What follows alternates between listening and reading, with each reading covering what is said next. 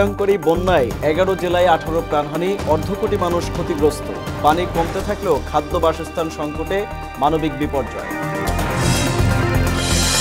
বন্যায় উদ্ধার কার্যক্রম ও ত্রাণ বিতরণে সমন্বয়ের তাগিদ ডক্টর ইউনূসের।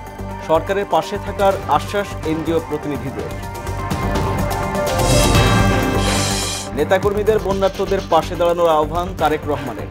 অন্তর্বর্তী সরকারকে দ্রুত নির্বাচনী রোডম্যাপ দিতে বললেন ফখরুল। এবং ক্ষমতা পাকাপোক্ত করতে বাক স্বাধীনতায় হস্তক্ষেপ করেছিল হাসিনা সরকার, অভিযোগ টিআইবি।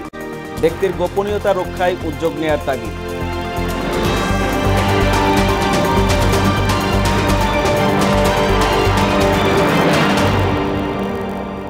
আসসালামু আলাইকুম, সবাইকে মোহনা সংবাদে স্বাগত। শুনছিলেন শিরোনাম, সঙ্গে আছি আমি আরিফুল ইসলাম। এবার পুরো খবর। প্রলয়ঙ্করী বন্যায় বিপর্যস্ত 11টি জেলা, খাদ্য বাসস্থান ও সুপেয় পানির সংকটে লাখো মানুষের জীবন বিপন্ন। এর মধ্যে ফেনী, লক্ষ্মীপুর, নোয়াখালী ও কুমিল্লার অবস্থা বেশি খারাপ। বন্যায় এখন পর্যন্ত 18 জনের মৃত্যুর খবর নিশ্চিত করেছে প্রশাসন। রাস্তাঘাট পানিতে তলিয়ে থাকায় উদ্ধার কাজ ও ত্রাণ তৎপরতা চালাতে হিমশিম খাচ্ছে সেনা, নৌবাহিনী ও স্বেচ্ছাসেবকরা। আছে ত্রাণ সংকটও। প্রতিনিধিদের তথ্যে আরও জানাচ্ছেন আফরিন পপি। স্মরণকালের ভয়াবহ বন্যায় কুমিল্লার 14টি উপজেলার 7 লক্ষাধিক মানুষ এখনো পানিবন্দী। বুড়িচংয়ে গোমতী নদীর বাঁধ ভেঙে যাওয়ায় বহু মানুষের বাড়িঘর পানিতে তলিয়ে আছে।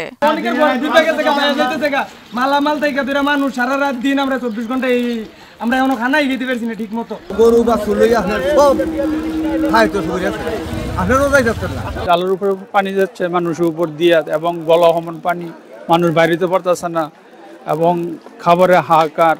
এই অবস্থায় আমরা আছি এখন বর্তমানে। নোয়াখালী সদর ও আশেপাশের উপজেলা থেকে ধীরে ধীরে পানি নামছে। বন্যায় 8 উপজেলার 87টি ইউনিয়ন প্লাবিত হয়েছে। 502টি আশ্রয় কেন্দ্রে আশ্রয় নিয়েছে লক্ষাধিক মানুষ। ফেনীর পরশুরামে বন্যার পানি কমতে শুরু করেছে। উপজেলার অলকা, নোয়াপুর, ধুনিকুণ্ডা ও সাতকুচিয়া এলাকায় কোথাও হাঁটু পানি, কোথাও কোমর পানি রয়েছে। বিভিন্ন স্থানে আটকে পড়াদের উদ্ধার সহ চালচুলোহীন এসব মানুষের মাঝে খাদ্য সহায়তা দিচ্ছে সেনাবাহিনী ও নৌবাহিনী। ব্রাহ্মণবাড়িয়ার আখাউড়ায় গত 48 ঘণ্টায় আখাউড়ার হাওড়া নদীর পানি 27 সেন্টিমিটার কমে বিপদসীমার 53 সেন্টিমিটার নিচ দিয়ে প্রবাহিত হচ্ছে। তবে বন্যার পানিতে বিভিন্ন স্থানে সড়ক ও বাঁধ ভেঙে যোগাযোগ বিচ্ছিন্ন রয়েছে এখনো। রামগতি, কমলনগর, রায়পুর, রামগঞ্জ ও লক্ষ্মীপুর সদরের একাংশে অন্তত 6 লাখ মানুষ পানিবন্দী রয়েছে।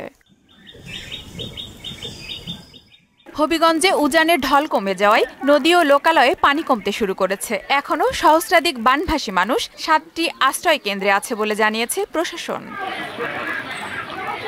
বন্যায় চট্টগ্রামে 11টি উপজেলার অন্তত 100টি ইউনিয়ন প্লাবিত হয়েছে।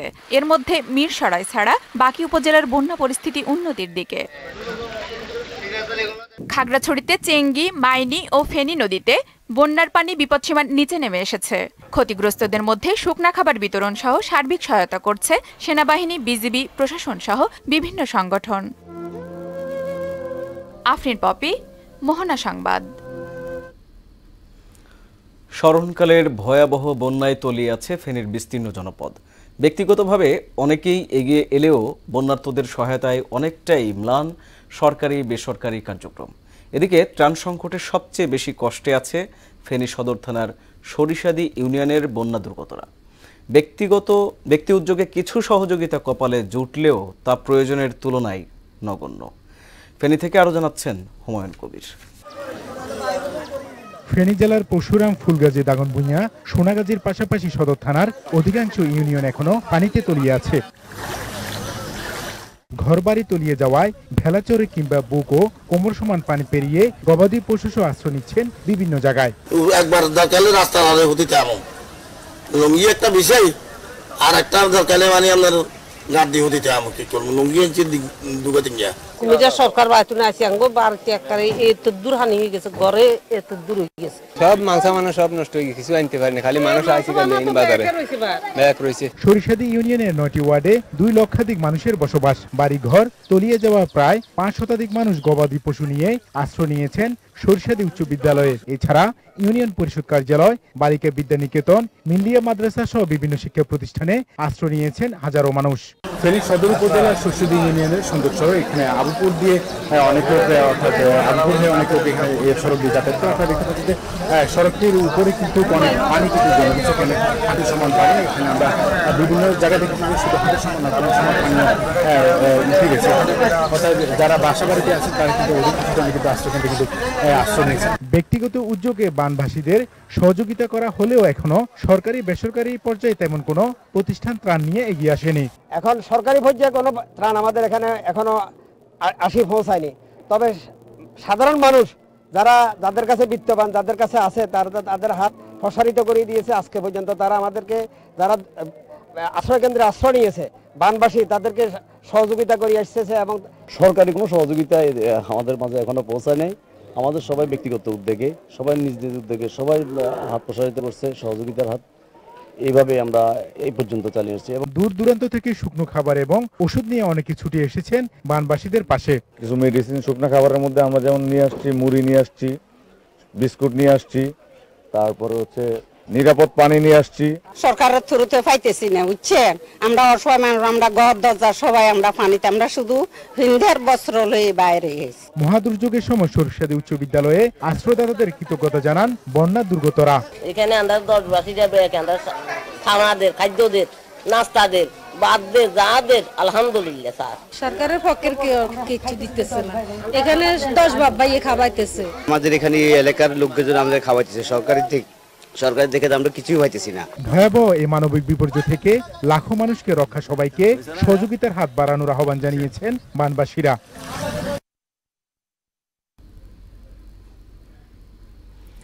চলমান বন্যায় উদ্ধার তৎপরতা ও ত্রাণ বিতরণে সমন্বয়ের তাগিদ দিয়েছেন অন্তর্বর্তী সরকারের প্রধান উপদেষ্টা ডক্টর মোহাম্মদ ইউনূস। বিকেলে বিভিন্ন এনজিও সংস্থার সঙ্গে বৈঠকে একথা বলেন তিনি। পরে ব্রিফিংয়ে ব্র্যাকের এক্সিকিউটিভ ডিরেক্টর বলেন, বন্যা পরবর্তী স্বাস্থ্য ও খাদ্য সংকট মোকাবেলায় সরকারের সঙ্গে কাজ করবে বেসরকারি প্রতিষ্ঠান। আর প্রধান উপদেষ্টার প্রেস সচিব জানান, তহবিলের ক্ষেত্রে গুরুত্বপূর্ণ ভূমিকা রাখবে এনজিও। নাসিরুদ্দিনের রিপোর্ট। স্মরণকালের ভয়াবহ বানের পানিতে ডুবেছে ফেনী, কুমিল্লা সহ দেশের মধ্য ও পূর্বাঞ্চল। দুর্যোগকালে বেসরকারি উন্নয়ন সংস্থার সঙ্গে রাষ্ট্রীয় অতিথি ভবন যমুনায় বৈঠক করেন অন্তর্বর্তী সরকারের প্রধান উপদেষ্টা ডক্টর মোহাম্মদ ইউনূস। উপস্থিত ছিল 44টির মতো প্রতিষ্ঠান। পরে আলোচনার বিস্তারিত জানান ব্র্যাকের এক্সিকিউটিভ ডিরেক্টর আসিফ সালেহ। বলেন, উদ্ধার এবং ত্রাণ বিতরণে সরকারের পাশাপাশি ব্যক্তি ও বেসরকারি পর্যায়ে অনেকে যুক্ত হয়েছে, সেখানে সমন্বয় জরুরি। এগুলোকে জোনিং ভিত্তিতে ভাগ করে দেওয়া যায় কিনা, যেখানে একটা কোঅর্ডিনেশনের একটা মেকানিজমের মাধ্যমে এই জায়গাগুলো আরো স্পেসিফিক্যালি কাজ করা যাবে। পানি নেমে যাওয়া পরবর্তী পরিস্থিতি মোকাবিলায় ফান্ডিং নিয়েও আলোচনা হয় বৈঠকে। রিলিফ এবং রিহ্যাবিলিটেশনের জন্য একটা ব্যাপক অর্থায়নের প্রয়োজন হবে। এখানে মাননীয় প্রধান উপদেষ্টা আমাদেরকে আহ্বান জানিয়েছেন যে এই জায়গাটাতেও আমরা একসাথে কাজ করতে পারি কিনা। দ্বিতীয় পর্যায়ে যে স্বাস্থ্য এবং খাবারের একটা সংকট দেখা যাবে, সেই জায়গাগুলোতে কিভাবে আমরা একসাথে কাজ করতে পারি। প্রধান উপদেষ্টার প্রেস সচিব শফিকুল আলম বলেন, এনজিও সংস্থাগুলো প্রান্তিক পর্যায়ে কাজ করে, তাদের অভিজ্ঞতা গুরুত্বপূর্ণ। তো এনজিওরা যেটা হয় যে ওরা তো অনেক ফান্ড মোবিলাইজ করে, তো এনজিওর যে কাজটা, এনজিওর যে লোকাল নলেজ, সেটাকে কতটা দ্রুতভাবে আমরা কাজে লাগাতে পারি। বাংলাদেশে এনজিও, আপনাদের বাংলাদেশের রিকনস্ট্রাকশন সেই 1971-এর পরের থেকে এনজিওদের তো বিশাল ভূমিকা। প্রেস সচিব জানান, তরুণদের স্বপ্নকে কাজে লাগাতে বলেছেন ডক্টর ইউনূস। বলেন, বানভাসীদের সহায়তায় সাধারণের ভূমিকা প্রশংসনীয়। চিফ অ্যাডভাইজার মহোদয় বলেছেন, এনজিওরা বাংলাদেশের শক্তি। উনি বলেছেন, তরুণরা যে স্বপ্ন আমাদেরকে দেখালো, সেই স্বপ্ন আমাদের ইমপ্লিমেন্ট করতে হবে। নাসির উদ্দিন, মোহনা সংবাদ, ঢাকা। আগামী 10 দিন বন্যা কবলিত এলাকায় ভারী বৃষ্টির সম্ভাবনা নেই বলে জানিয়ে আবহাওয়া দপ্তর বলছে, পানি কমতে থাকায় পরিস্থিতি দ্রুত উন্নতি হচ্ছে। আর দুর্যোগ ব্যবস্থাপনা ও ত্রাণ মন্ত্রণালয় জানায়, বন্যায় 11 জেলার 77টি উপজেলা প্লাবিত হয়েছে। ক্ষতিগ্রস্ত হয়েছে প্রায় 50 লাখ মানুষ। উষা ফেরদৌসের রিপোর্ট। 20 আগস্ট সৃষ্ট বন্যায় প্লাবিত হয়েছে 11 জেলার 77টি উপজেলা। পানিবন্দী মানুষের সংখ্যা 9,44,548 জন। বন্যায় ক্ষতিগ্রস্ত হয়েছে প্রায় 1/2 কোটি মানুষ। এক বিজ্ঞপ্তিতে এসব তথ্য জানায় দুর্যোগ ব্যবস্থাপনা ও ত্রাণ মন্ত্রণালয়।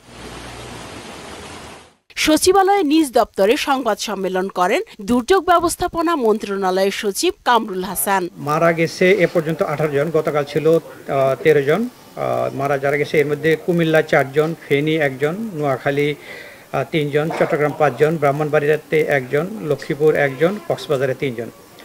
আর আমাদের আশ্রয় দেওয়া হয়েছে 3,527টি আশ্রয় কেন্দ্র খোলা হয়েছে। আর এখানে আশ্রিত লোক আছে 2,84,888 জন। আর গবাদি পশুকে আমরা আশ্রয় স্থানে নিরাপদ জায়গাতে নিয়ে এসেছি। এদিকে সার্বিক পরিস্থিতি উন্নতি হচ্ছে জানিয়ে আবহাওয়া দপ্তর বলছে, ফেনী, কুমিল্লা সহ 11 জেলায় ভয়াবহ বন্যার কারণ উজানের ঢল ও ভারী বৃষ্টি। গতকাল থেকে বৃষ্টিপাতের এই হওয়ার যে প্রবণতা সেটা কমে গিয়েছে এবং যেসব অঞ্চলে ভারী বৃষ্টিপাত জনিত কারণে বন্যা হয়েছিল সেসব জায়গায় আসলে বৃষ্টিপাতটা বেশ কমে গিয়েছে এবং আগামী 2-1 দিন এই বৃষ্টিপাতটা কমই থাকবে। আপাতত আমরা আগামী 10 দিনের মধ্যে সে ধরনের আশঙ্কা ওইভাবে দেখছি না। আমরা দেখতে পাচ্ছি যে আগামী দিনগুলোতে এই ধরনের পরিস্থিতি ওই রকম আর থাকবে না। দখল দূষণের পাশাপাশি নদ নদীর নাব্য কমে যাওয়ায় বন্যা প্রলয়ঙ্করী রূপ নিয়েছে বলেও জানায় এই আবহাওয়াবিদ। উষা ফেরদৌস, মোহনা সংবাদ, ঢাকা। বন্যার্তদের সহায়তায় রাজনৈতিক বা ধর্মীয় পরিচয় না দেখার আহ্বান জানিয়েছেন বিএনপির ভারপ্রাপ্ত চেয়ারম্যান তারেক রহমান। শুক্রবার এক ভিডিও বার্তায় দলীয় নেতাকর্মীদের উদ্দেশ্যে এই আহ্বান জানান তিনি। দেশ ছেড়ে পালিয়ে যাওয়া বিতাড়িত স্বৈরাচার দেশে মানুষে মানুষে হিংসা, বিরোধ, বিভেদ তৈরি করেছিল। কিন্তু আপনাদের কাছে আমার একান্ত অনুরোধ, বন্যার্তদের প্রতি মানবিক সহায়তার ক্ষেত্রে আপনারা দয়া করে কারো কোনো রাজনৈতিক কিংবা ধর্মীয় পরিচয়কে প্রাধান্য দেবেন না। একই সঙ্গে আপনারা ব্যক্তিগত কিংবা দলীয় উদ্যোগের পাশাপাশি বন্যার্তদের সহায়তার জন্য সরকার ও প্রশাসন আপনাদের কাছে কোনো সহযোগিতা চাইলে দয়া করে সাধ্য মতন সহযোগিতার হাত বাড়িয়ে দিন। জনগণ শেখ হাসিনার দোসরদের অন্তর্বর্তী সরকারের আশেপাশে দেখতে চায় না বলে জানিয়েছে বিএনপি।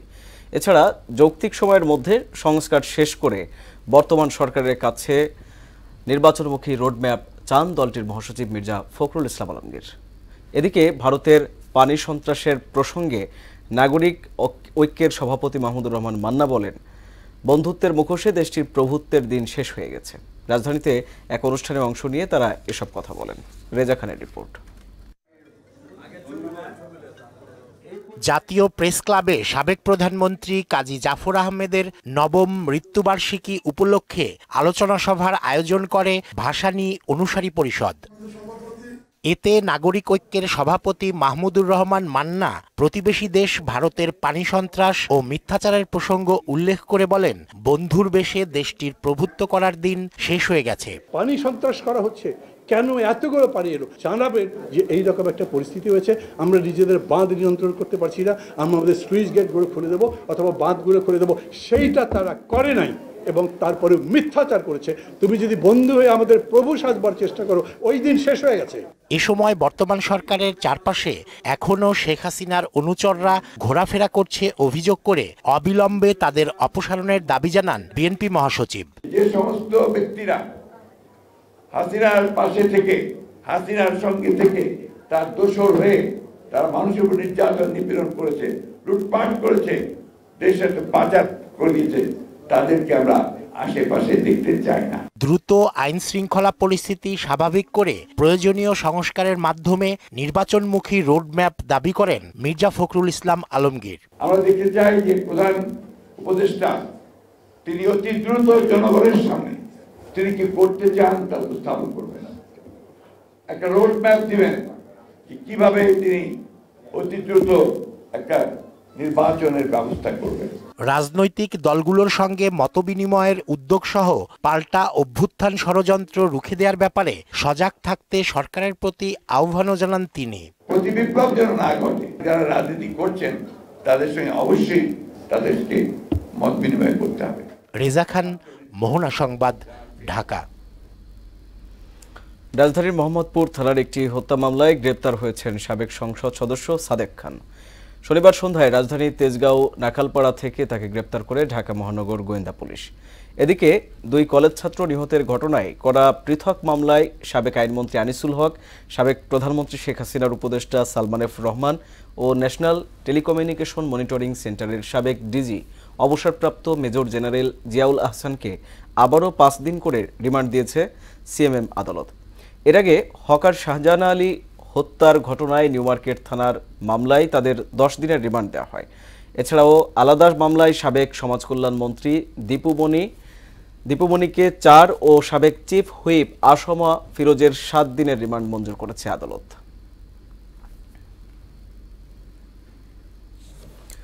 ক্ষমতা পাকাপোক্ত করতে বিগত সরকারের বিরুদ্ধে বাক স্বাধীনতায় হস্তক্ষেপের অভিযোগ করেছে টিআইবি। রাজধানীর কারওয়ানবাজারে এক নাগরিক সংলাপে সংস্থার নির্বাহী পরিচালক ইফতেখারুজ্জামান কথা বলেন।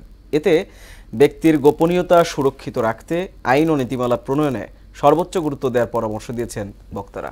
মনিরুল ইসলামের রিপোর্ট। বিদেশি প্রযুক্তির মাধ্যমে রাষ্ট্রীয় কাঠামোতেই মানুষের গোপনীয়তার অধিকার হরণ করা হয়েছে।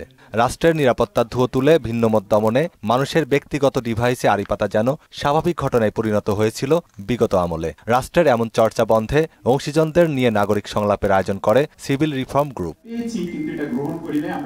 বক্তারা বলেন, বাণিজ্যিক কারণে প্রতিনিয়তই বৈধ নজরদারির শিকার হচ্ছে মানুষ। এ থেকে বের হয়ে আসার জন্য সামষ্টিক প্রতিবাদ জরুরি। মা ফোন করে বলতেছে বাসায় পুলিশ, বাসার সামনে থেকে সিএনজি ঘুরে চলে গেছি, বহু রাত হয়েছে, ফোন এক জায়গায় আরেক জায়গাতে ঘুমোতে হয়েছে, এক কাপড়ে এক বাসায় থেকেছি, আরেক বাসায় থেকেছি। বিগত সরকার আমাদেরকে প্রস্তর যুগে নিয়ে গেছে। It was not a state even. আমি বহুবার এই কথা বলার চেষ্টা করেছি, একটা স্টেটের যে লিস্ট কতগুলো ক্যারেক্টারিস্টিক্স থাকে কোনোটাই ছিল না। সংবিধানে যেখানে বলা হচ্ছে আমাকে যে অধিকারটা দেওয়া হচ্ছে গোপনীয়তা রক্ষার, সেটা আবার লফুলি কিভাবে সেটিকে অ্যাডপ্ট করা যায় সেই বিষয়টি আসলে আমার বোধগম্য নয়। ব্যক্তিগত কল রেকর্ড ফাঁসের ঘটনায় গণমাধ্যমের নৈতিকতা নিয়ে প্রশ্ন তোলেন ব্যারিস্টার সারা হোসেন। কোর্টের কাঁধে রাইফেল রেখে যে বুলেট ছুড়ার, এটার অনেক অভিজ্ঞতা আমাদের হয়েছে, শুধু 15 বছরে না, তার আগেও হয়েছে, কিন্তু 15 বছর খুব ভালোভাবে হয়েছে এবং খুবই সংগঠিতভাবে হয়েছে। টিআইবির নির্বাহী পরিচালক ইফতেখারুজ্জামান বলেন, বাক স্বাধীনতার কাঠামো তৈরি করতে গিয়ে পুরনো সংস্কৃতির পুনরাবৃত্তি কাম্য নয়। অন্তর্বর্তীকালীন সরকারকে এমন একটা কাঠামো তৈরি করতে হবে যাতে করে ভবিষ্যতে যারা ক্ষমতায় আসবেন তারা যেন একই সংস্কৃতির কাছে জিম্মি না হয়ে পড়ে, যে আমরা আবার নজরদারি ভিত্তিতে ভিত্তিক সমাজ ব্যবস্থায় রাষ্ট্র কাঠামোতে ফিরে যেতে চাই।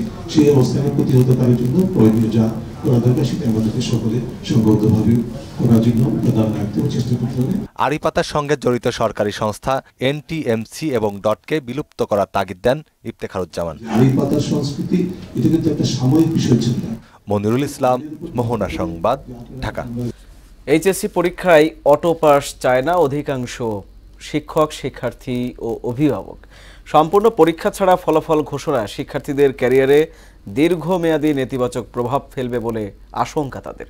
তবে আহত ও সমস্যাগ্রস্তদের বিষয়ে বিশেষ বিবেচনার আহ্বানও জানান তারা। রিপোর্ট করেছেন উষা ফেরদৌস। এইচএসসি ও সমমানের পরীক্ষার্থী প্রায় 14.5 লাখ। গত 30 জুন শুরু হয়ে এরই মধ্যে 7টি বিষয়ে পরীক্ষা সম্পন্ন হয়েছে, বাকি রয়েছে আরও 6টি। একদল শিক্ষার্থী আন্দোলনের মুখে এইচএসসি ও সমমানের স্থগিত পরীক্ষাগুলো বাতিলের সিদ্ধান্ত নেয় সরকার। পরীক্ষা বাতিল করে ফলাফল ঘোষণার এই সিদ্ধান্তে পরীক্ষার্থীদের একটা বড় অংশ দ্বিমত পোষণ করেছেন। ভার্সিটি অ্যাডমিশনের জন্য যদি সেও দেখবো ভর্তি পরীক্ষা, পাবলিকে ভর্তি পরীক্ষা দিয়েছে, কিন্তু সে যদি মনে করেন পাবলিকে যদি চান্স পেয়ে যায়, আমার মতো ছেলে যদি পাবলিকে চান্স না পায়, ওইটা অনেক কষ্টকর। যারা আগে ভালো করেছে তারা এখন ভালো করবে, আর যারা খারাপ করেছে তাদের একটা সুযোগ ছিল ভালো করার, কিন্তু তারা মানে সেই সুযোগটা এখন থাকছে না, যে কারণে এই জন্য খারাপ লাগতেছে। যে কয়টা পরীক্ষা হয়েছে এর মাধ্যমে যদি বন্টন করে হয়তো 2-1 জনের ক্ষতি হবে, কিন্তু সবার হবে না, কারণ যারা ভালো স্টুডেন্ট তারা এসএসসিতে অবশ্যই ভালো রেজাল্ট করেছে। পরীক্ষা না দিয়ে পাশ করায় পরবর্তীতে মনস্তাত্ত্বিকভাবে এই শিক্ষার্থীদের ছোট করবে বলে মনে করছেন অভিভাবকরা। ম্যাপিং হোক অটোপাস হোক এটা কোনোভাবেই গ্রহণযোগ্য না। আজকে যেখানে বন্যা হচ্ছে, এই গতবারও যে বন্যা হলো, ঠিক আছে, পরীক্ষা পিছানো হয়েছে, কিন্তু বাতিল করা অটোপাস এটা কোনোভাবেই কোনো শিক্ষা সিস্টেমের ভিতরে এটা গ্রহণযোগ্য হতে পারে না। বিশ্ববিদ্যালয় ভর্তি থেকে শুরু করে উচ্চশিক্ষার সর্বস্তরে এমনকি কর্মজীবনে প্রবেশেও জটিলতা তৈরি হবে বলে মনে করছেন শিক্ষকরা। পরীক্ষা হওয়াটা ভালো, আর যারা আসলে ইনজুরি হয়ে আছেন, বিভিন্নভাবে সমস্যায় আছেন, বিশেষ করে কারো হয়তো কোনো আঘাতপ্রাপ্ত হয়েছেন চোখে, পায়ে বা অন্য কোনো স্থানে, প্রয়োজনে আলাদাভাবে তাদের জন্য কোনো চিন্তা ভাবনা করা যেতে পারে কিনা সেটা হইতে পারে, কিন্তু পরীক্ষাটা হওয়ার উত্তম। এই ফলাফলটা যদি আসলে পরিপূর্ণ না থাকে তাহলে তারা সারা জীবন এই গ্রুপের ছাত্ররা, বিশেষ করে এই ব্যাচের ছাত্ররা, সকলের কাছে তারা হেয় প্রতিপন্ন থাকবে। প্রয়োজনে শিক্ষার্থীদের আরও সময় দেয়া, সিলেবাস সংক্ষিপ্ত করা সহ নানা ধরনের পরামর্শ দিচ্ছেন তারা। উষা ফেরদৌস, মোহনা সংবাদ, ঢাকা। চলমান অস্থিরতা কাটিয়ে চট্টগ্রামের জনজীবন স্বাভাবিক হতে শুরু করলেও ছন্দে ফেরেনি বাণিজ্যিক রাজধানীর ব্যবসা বাণিজ্য। দোকান, মার্কেট, শপিং মলগুলোতে তেমন একটা নেই ক্রেতা দর্শক সমাগম। অনেক অলস সময় পার করছেন বিক্রেতারা। নগরীর পুরনো ও ব্যস্ততম শপিং সেন্টার ভিআইপি টাওয়ারও ক্রেতা শূন্য। চট্টগ্রাম থেকে রিয়াজউদ্দিনের প্রতিবেদন, জানাচ্ছেন শারমিন স্বর্ণা। গেল জুলাই থেকে শুরু হওয়া রাজনৈতিক অস্থিরতায় বড় ধরনের ক্ষতির মুখে বন্দরনগরী চট্টগ্রামের ব্যবসায়ীরা। বড় বড় ব্যবসায়ীরা কার্যক্রম চালিয়ে গেলেও বেশি ক্ষতিগ্রস্ত হয়েছেন ক্ষুদ্র ব্যবসায়ীরা। গেল 1.5 মাসের অস্থিরতায় চট্টগ্রাম নগরীতে অন্তত 26 দিন দোকানপাট বন্ধ রাখতে হয়েছে বলে দাবি ব্যবসায়ীদের। এতে লোকসান গুনতে হয়েছে তাদের। ব্যবসা করতে পারি নাই, কিন্তু কর্মচারীর বেতন তো নিজের থেকে হলো, ব্যবসা না হলো কর্মচারীর বেতন তো দিতে হবে। 2-4 দিন টোটালে ব্যবসা ছিল না, আগের তুলনায় হিসেব করলে ব্যবসা নাই বললে চলে। তবে এখন দোকানপাট খুললেও স্বাভাবিক অবস্থায় ফেরেনি বলে জানিয়েছেন ব্যবসায়ী নেতারা। বাংলাদেশের যে অবস্থা, যে দোকানদার, একটা দোকানের ভাড়া মনে করেন কথার কথা আমি এক্সাম্পল স্বরূপ বলি 20,000 টাকা, ইলেকট্রিক, সিটির বিল, স্টাফ খরচ, আদার্স অন্যান্য সব কিছু মিলে ওই দোকানের পারপাসে খরচ মিনিমাম 80 to 1 লাখ টাকা। এই খরচগুলা কিভাবে দোকানদাররা মেনটেন করে? কিন্তু এই দুঃখটা কেউ ব্যবসায়ী বড় বড় নেতৃবৃন্দ যারা আছে ওরা এগুলো বোঝার চেষ্টা করে না, এবং তোকে এত খোলামেলা ডিটেলস বলাও যায়। আমাদের দুর্ভাগ্য হচ্ছে যে কোভিডের যে 3-4 বছরের যে একটা শ্লথগতি, ওইটা কাটিয়ে ওঠার আগেই দেশে বিভিন্ন সময় আবার আন্দোলন সংগ্রামের যে দুর্যোগ চলছে, এতে আমরা বেশি ক্ষতিগ্রস্ত। দ্রুত সংকট কাটিয়ে ওঠার আশা করছেন ব্যবসায়ী সহ সাধারণ মানুষ। শারমিন স্বর্ণা, মোহনা সংবাদ। শেষ করব মোহনা সংবাদ, যাবার আগে জানিয়ে দিব শিরোনামগুলো আরো একবার।